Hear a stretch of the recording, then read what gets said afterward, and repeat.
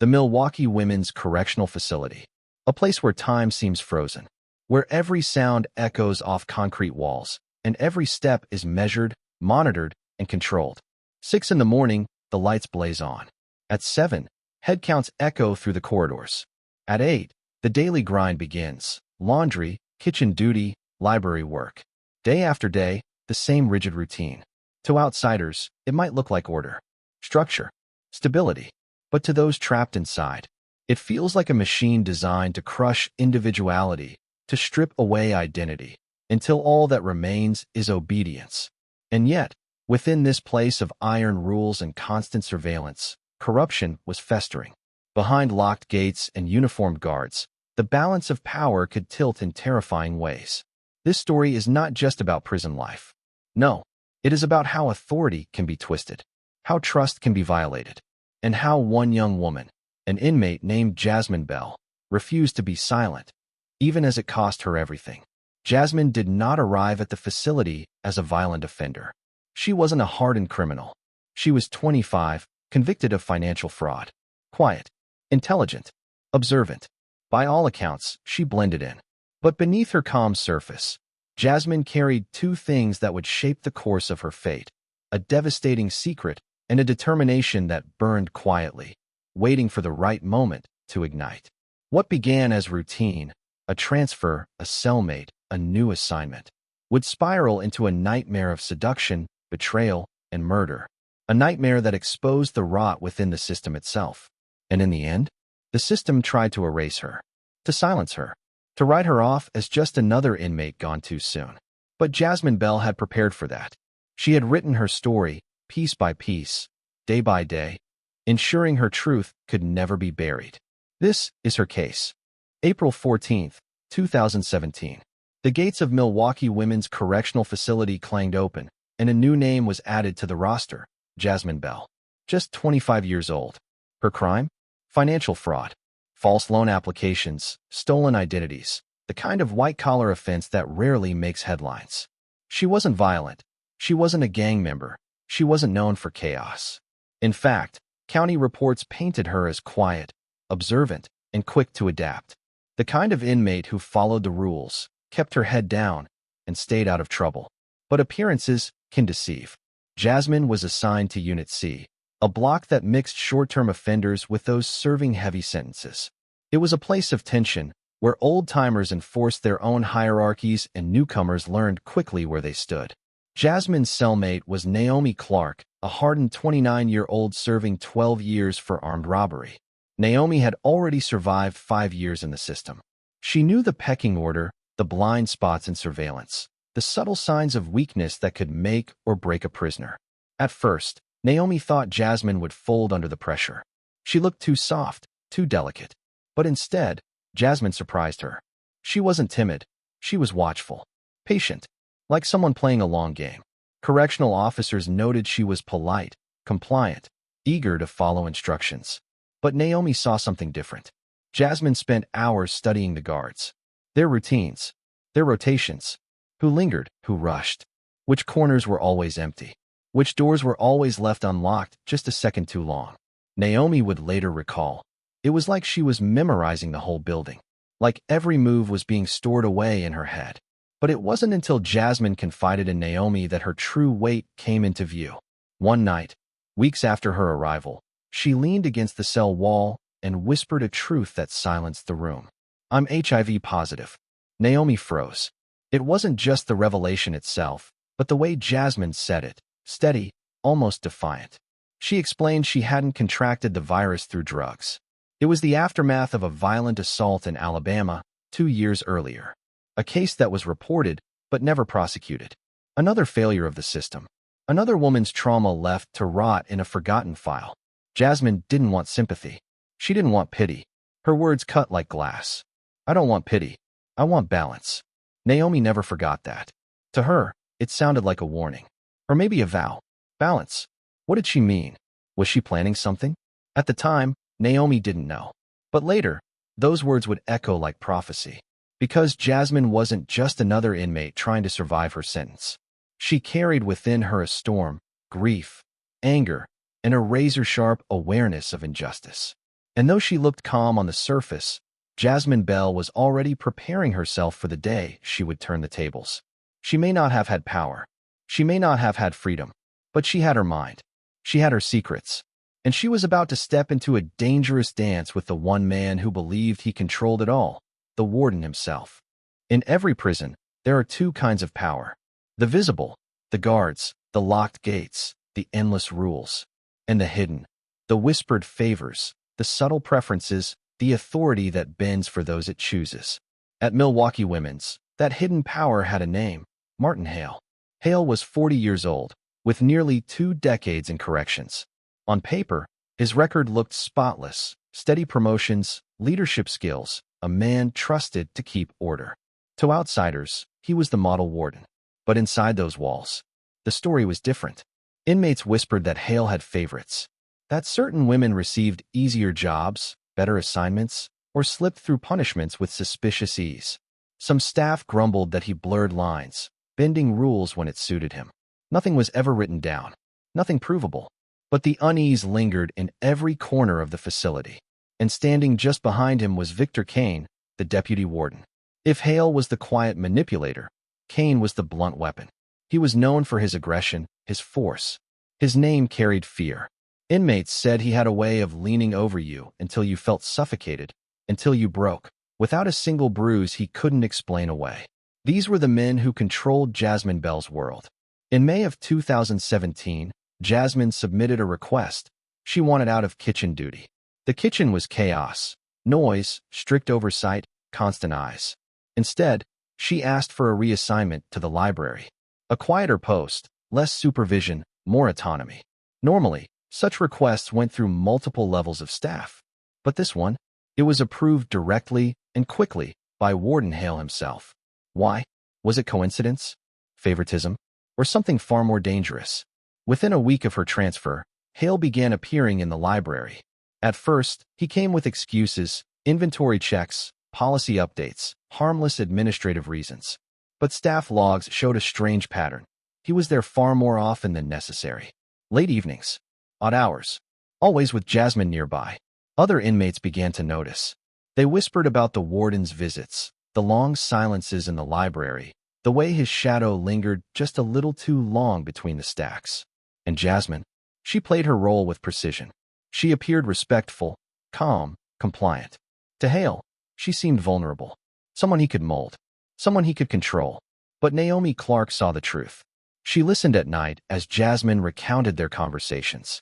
She saw the small, knowing smirk when Jasmine described how the warden poured out pieces of himself, his strained marriage, his exhaustion, his insecurities. "You're baiting him," Naomi warned one evening, her voice sharp. But Jasmine only shook her head and whispered, "No, I'm letting him walk into it himself." Chills. Naomi swore those words froze her blood. Hale believed he was the one in power. He thought his authority, his position, gave him control. But in reality, Jasmine was mapping every move, every word, every weakness. She was calm on the surface, but underneath, she was sharpening a weapon no one could see. The imbalance of power was suffocating. For Hale, this was a dangerous seduction, one he convinced himself was mutual. For Jasmine, it was survival, strategy, and maybe something more: retaliation. By June, Hale's presence in the library was impossible to ignore. Reports later showed he'd been there on at least 8 separate shifts in a single month, often staying long after any business was done. Staff looked the other way, perhaps out of fear, perhaps out of respect for rank. Hale began speaking openly to Jasmine about his loneliness, about feeling invisible outside the prison walls. A warden confessing his emptiness to an inmate, an unthinkable breach. But in his mind, Jasmine was a safe audience, a listener who couldn't leave. And Jasmine listened, patiently, carefully, writing it all down later in her journal: dates, times, exact phrases. Every piece of evidence, tucked away in a spiral notebook no one thought to search. The stage was set. The lines of professionalism had blurred into something darker, something dangerous.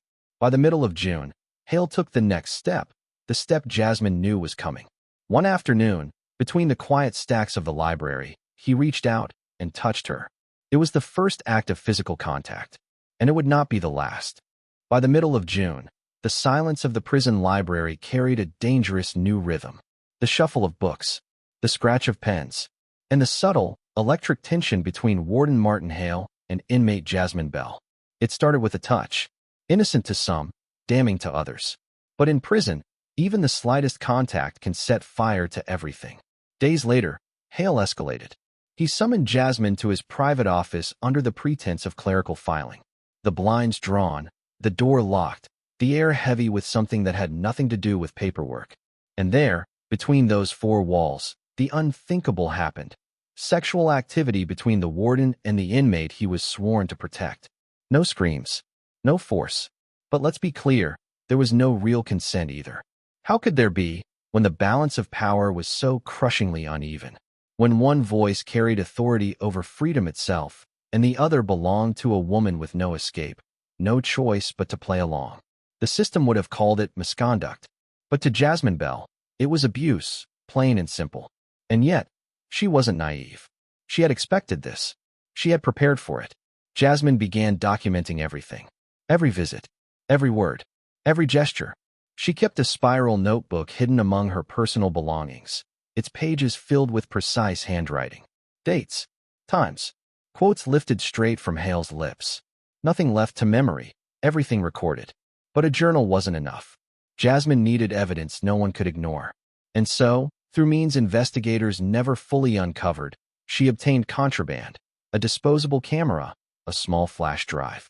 She used the camera, smuggled inside donated books, to capture images of Hale standing too close, leaning over her, placing her inside restricted spaces where she had no reason to be.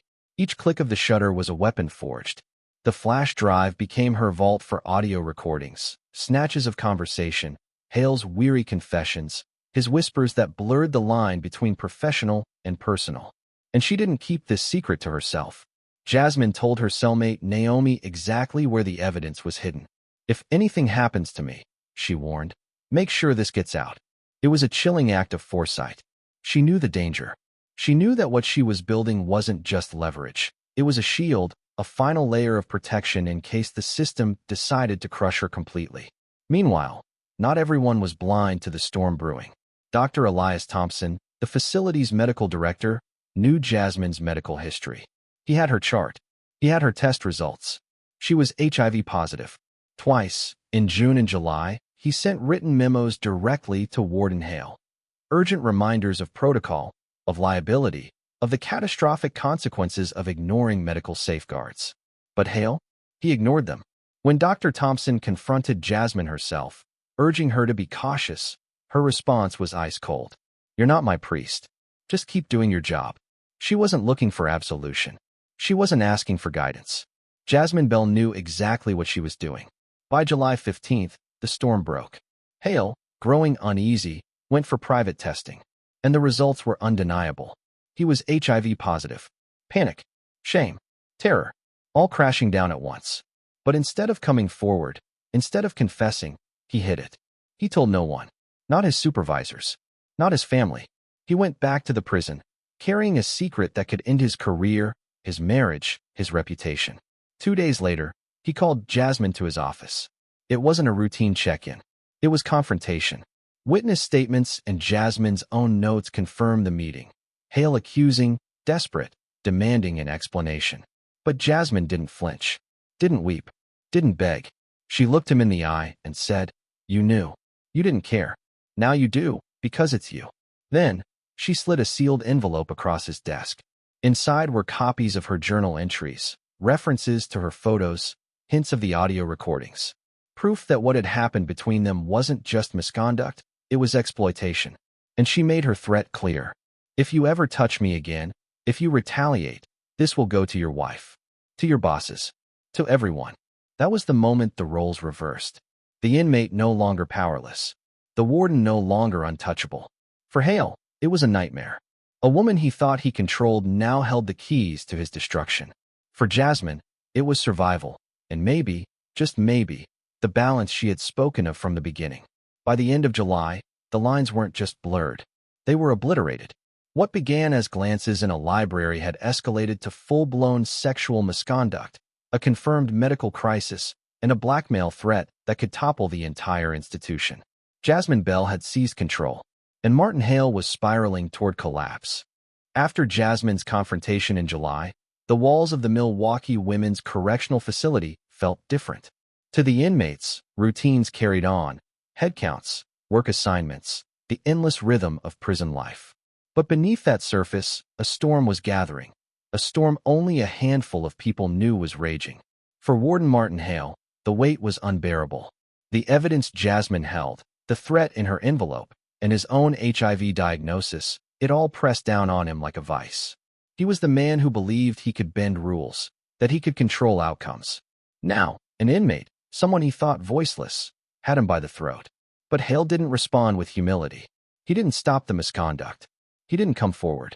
Instead, he moved to cover his tracks. Within weeks, Jasmine's world shifted. On paper, the change looked ordinary.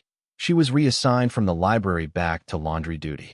The official paperwork listed operational necessity. But staff later admitted what everyone suspected. The order came directly from Hale. The laundry was no small demotion. It was hard labor, long hours, constant oversight. Gone were the quiet corners and moments of freedom the library offered. The move was punishment dressed up as procedure.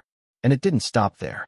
Suddenly, Jasmine began receiving vague disciplinary write-ups, attitude issues, noncompliance, small infractions that officers couldn't even define clearly. No serious violations, but enough to build a paper trail. Enough to paint her as difficult. The message was clear. Hale was trying to bury her. Correctional officers were instructed to increase surveillance of her movements. She felt eyes on her constantly. Guards followed her down hallways, lingered outside her cell, shadowed her shifts. Every step became suffocating. And yet, Jasmine didn't break. She had her notebook. She had her evidence. And most importantly, she had Naomi Clark, her cellmate, her witness, the one person she trusted to carry the truth if she couldn't. But Hale wasn't the only one watching.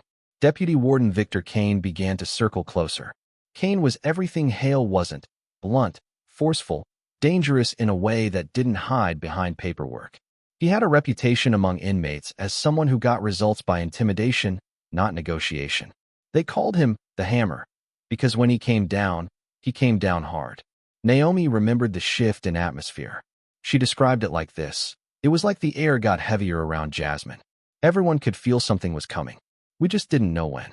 Kane's eyes lingered too long. His footsteps echoed outside Unit C more often than before. He didn't need to say a word. His presence alone was enough to send a message. For Jasmine, the sense of dread grew. She knew Hale's attempt at containment wasn't working. Her leverage still existed.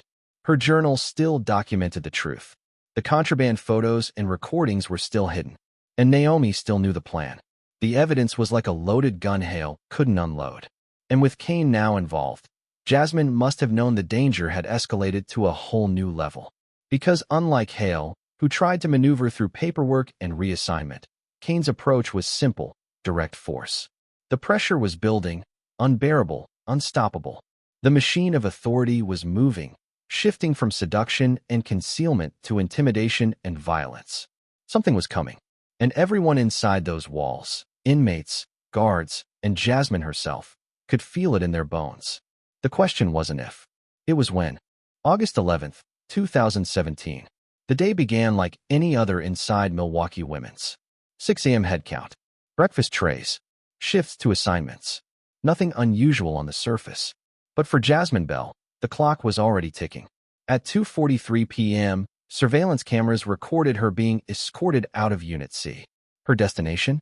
The administrative wing. Officially, there was no notation of why she had been called. But later, investigators pieced together the truth. Jasmine was being led into a trap.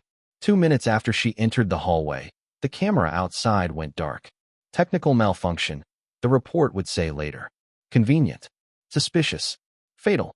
That corridor led to a place inmates whispered about, the quiet cell. An unmarked interrogation room, tucked away, with no windows and no surveillance.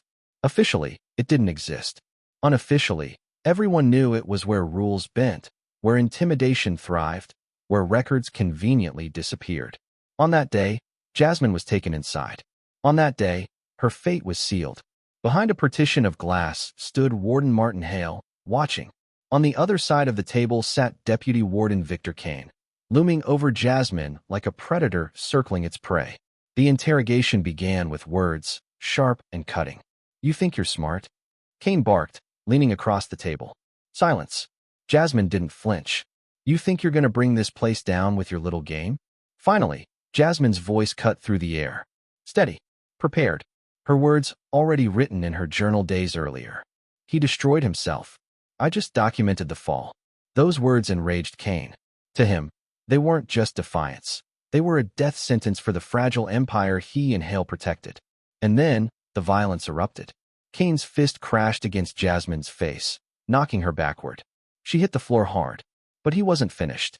Rage poured through him as he ripped a shoelace from his regulation boot. Imagine it. The deputy warden of a state prison kneeling over a young inmate, pressing that lace into her throat. Jasmine struggled, gasped, clawed for air. But Kane's grip was iron. Behind the glass, Hale stood frozen, watching, silent, not a single move to intervene. For minutes, the struggle continued, until finally, Jasmine's body went limp. The fight left her eyes. The room fell still. Victor Kane had done the unthinkable, and Martin Hale had let it happen. But the cover-up began almost immediately. Instead of calling medical staff, instead of logging the assault, officers escorted Jasmine's lifeless body back to her cell. At 3:22 p.m., she was recorded as returned to Unit C, as if nothing had happened. The next morning, during headcount, she was found dead in her bunk. The official cause? Suicide. By hanging. The instrument? A shoelace. It was a neat story, too neat. The ligature marks around her neck were real, yes. But they weren't the marks of a self-inflicted hanging. They were the brutal imprints of hands, and a weapon pulled tight in rage. And the paperwork? It slid through like clockwork. The report stamped. The cause listed. Hale himself authorized expedited cremation, citing an inmate request that had never been signed. Within hours, Jasmine's body was scheduled to be erased. Erased. Like her voice. Like her truth. Like her very existence. But here is where Hale and Kane made their fatal mistake. They thought Jasmine Bell could be silenced, that her story would vanish with her body. But they underestimated her foresight. Because Jasmine had prepared for this. She had left behind her journal, her photographs, her recordings. She had told Naomi Clark where to find them. She had written her truth so carefully, so precisely, that even death could not bury it. And while her killers believed the cover-up was complete, Naomi moved swiftly, quietly, courageously. The very next day, she slipped a sealed envelope into outgoing mail, an envelope addressed to someone Jasmine trusted outside those walls. Jasmine's story wasn't over, not by a long shot.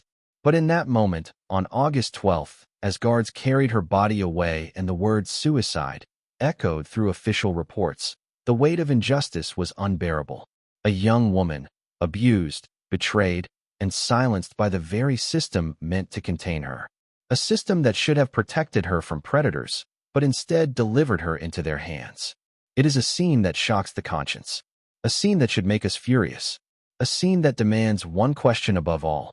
How many others, forgotten behind concrete walls, have met the same fate, erased under the cold stamp of suicide, when the truth was far darker? Jasmine Bell's death was not the end. It was the beginning of an unraveling. And soon, the secrets she left behind would tear down the men who thought themselves untouchable. August 12, 2017. The official word spread quickly inside Milwaukee Women's Correctional Facility. Jasmine Bell was dead. Suicide, they said. Another inmate who couldn't take the weight of prison life. A statistic. A number. Case closed. But for Naomi Clark, Jasmine's cellmate and confidant, the story was far from over. Because Naomi carried a secret. A final instruction Jasmine had given her. If anything happens to me, make sure the truth gets out. That truth was sealed in an envelope, hidden carefully, ready for the moment Jasmine feared might come. And now it had. Naomi acted fast. While officers filed their reports and Hale ordered an expedited cremation, she slipped the package into outgoing mail. Risky, dangerous, but it was her only chance to honor Jasmine's final wish. 3 days later, on August 15th, that envelope landed in the hands of Tasha Monroe, a licensed private investigator in Madison, Wisconsin. Tasha wasn't just any investigator. She was a former police officer who had left the force in disgust after exposing corruption in her own department. Burned by the system, she had built a career working for whistleblowers, exposing abuses that others wanted buried. If anyone could carry Jasmine's voice into the light, it was her. When she opened the envelope, Tasha was stunned. Inside were scanned pages from Jasmine's spiral notebook, pages filled with meticulous handwriting. They weren't ramblings. They weren't vague. They were a timeline. Exact dates, times, words spoken by Warden Hale, records of his visits, his confessions, his inappropriate contact. And there was more. Photographs. Blurry, grainy, but unmistakable. Images of Hale in restricted areas with Jasmine. Proof of access he could never explain away.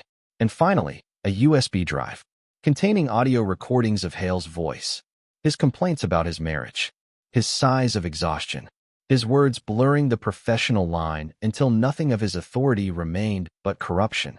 This wasn't just evidence. This was dynamite. For Tasha Monroe, the conclusion was immediate and chilling. Jasmine Bell had not killed herself. She had been silenced, and the state's cover-up was already in motion. Tasha's first move was verification. She went to the one man inside the prison who had tried, however weakly, to raise alarms, Dr. Elias Thompson, the medical director. Face-to-face, Thompson confirmed what Jasmine had written. Yes, she was HIV positive. Yes, he had issued memos directly to Warden Hale, warnings to avoid inappropriate contact, reminders of medical liability. Memos that Hale ignored. Thompson admitted Hale had overruled him repeatedly, prioritizing his own judgment above health protocols. It was corroboration. Independent confirmation that Jasmine's notes weren't fantasy, they were fact. But Tasha didn't stop there. She sought out the autopsy report. Officially, it listed suicide by hanging. But she wasn't satisfied.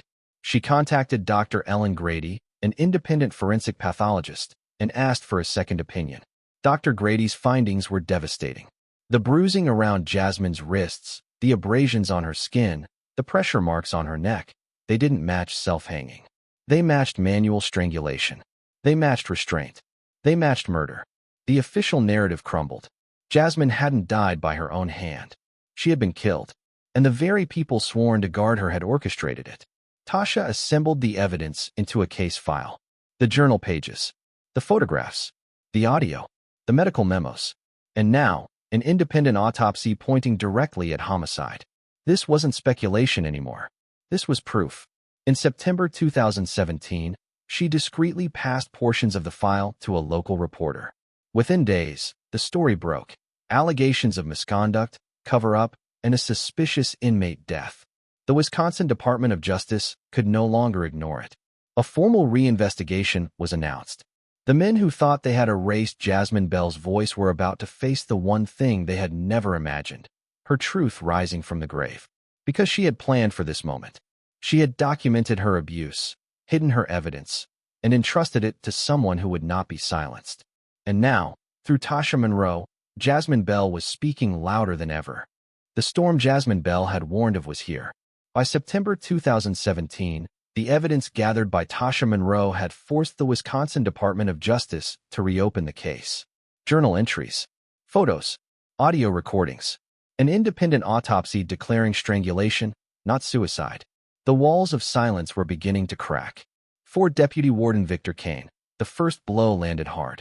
State investigators confronted him with the forensic evidence. The shoelace used in Jasmine's murder matched the standard issue of his own correctional boots. GPS data from his staff radio placed him exactly where he swore he hadn't been. Outside the quiet cell during the hour the cameras mysteriously failed. When cornered, Kane broke. He confessed. He admitted he had assaulted Jasmine and strangled her with the shoelace. His excuse? That he did it under pressure to protect the institution. A coward's justification. But his words gave investigators the peace they needed. Kane didn't act alone. He pointed the finger at Warden Martin Hale. He revealed the truth everyone had suspected. Hale had watched from behind the glass partition, saying nothing, doing nothing, as Kane squeezed the life out of Jasmine Bell. And afterward, it was Hale who ordered the cover-up, Hale who signed the suicide report, Hale who pushed for cremation to erase the evidence. On October 12, 2017, Martin Hale was arrested at a relative's house in Rockford, Illinois. No resistance, no words, just the quiet surrender of a man who had spent his life hiding behind authority, now stripped of all protection. The charges were crushing. First-degree intentional homicide, custodial sexual misconduct, abuse of power, obstruction of justice. For months, the trial consumed Milwaukee County Court. The prosecution's case was ironclad. Jasmine's journals read aloud, her photographs displayed, her audio recordings played for the jury. Dr. Ellen Grady's autopsy testimony dismantled the state's original claim of suicide. And then came the most powerful moment of all. The voice of Jasmine Bell herself, carried through the testimony of her cellmate, Naomi Clark. Naomi took the stand, holding a note Jasmine had written weeks before her death. Through tears, she read it aloud. "I didn't come here to die. I came here to be heard." The courtroom fell silent. Those words cut deeper than any cross-examination. They were Jasmine's prophecy, her final declaration, and the core of the prosecution's argument. She had not chosen death. Death had been forced upon her by men who abused their power. The verdicts were decisive. Victor Kane, who had confessed, received a 20-year sentence under a plea agreement. Martin Hale, once the highest authority inside those walls, was sentenced to life imprisonment without the possibility of parole. But the reckoning didn't end there. The reinvestigation unearthed the long-ignored rape kit from Alabama, proving that Jasmine's original HIV diagnosis came from an assault years earlier, an assault committed by Nathaniel Briggs, a former police officer who thought he had escaped accountability. He was arrested, tried, and sentenced to 30 years in state prison. 3 predators, 3 convictions, and 1 young woman whose courage reached beyond her death to bring them all down. The prison walls that once silenced Jasmine Bell now echoed with her voice, carried into courtrooms, newspapers, and the public record. Hale and Kane had tried to erase her. Instead, they ensured she would never be forgotten. The gavel came down. The sentences were handed out. For the first time since Jasmine Bell walked into Milwaukee Women's Correctional Facility, justice had spoken her name. But justice came too late for Jasmine. After the trial, the system scrambled to repair the damage. Dr. Elias Thompson, the medical director who had tried, however timidly, to raise alarms, resigned from the Department of Corrections. Ashamed, disillusioned, he left the institution that had ignored his warnings. Months later, he opened a small clinic in Milwaukee, dedicated to caring for HIV-positive patients and advocating for prison health reform. He said it was Jasmine's case that pushed him to act, her voice that haunted him, her story that demanded change. Naomi Clark, Jasmine's cellmate, who had carried her secret and preserved her evidence, was transferred to a lower-security facility in Minnesota. Because of her cooperation, her sentence was reduced. She walked freer, carrying both relief and grief. In interviews years later, Naomi admitted she still dreams of Jasmine, still hears her voice whispering those words in the darkness of their cell. "I want balance." And what of Jasmine? The state buried her quietly, with no headstone, no ceremony, only a numbered marker in a municipal lot. A young woman who fought so fiercely to be heard, reduced to an anonymous plot of land. It was the final indignity from a system that had failed her at every turn. But Jasmine's silence in the ground was not the end. Her journal lives on in case files. Her photographs and recordings are preserved as evidence. Her words, read in court, echoed in headlines, continue to resonate. "I didn't come here to die. I came here to be heard." And she was heard. Because of her, a corrupt warden will never walk free again. Because of her, a deputy who believed violence was strength now sits behind bars. Because of her, a rapist who thought he had escaped justice now serves decades in prison. And because of her, the public saw, if only for a moment, the cracks in the walls of the system, the places where power festers in the dark, where lives can be erased with the stroke of a pen, unless someone refuses to be forgotten. Jasmine Bell was one of those someones. Her life was short. Her death was brutal. But her courage, her insistence on documenting the truth, her refusal to stay silent, ensured that the world would one day know her story. They tried to silence her. They tried to erase her. But Jasmine's voice endures. And it will keep echoing, louder than the walls that once held her captive.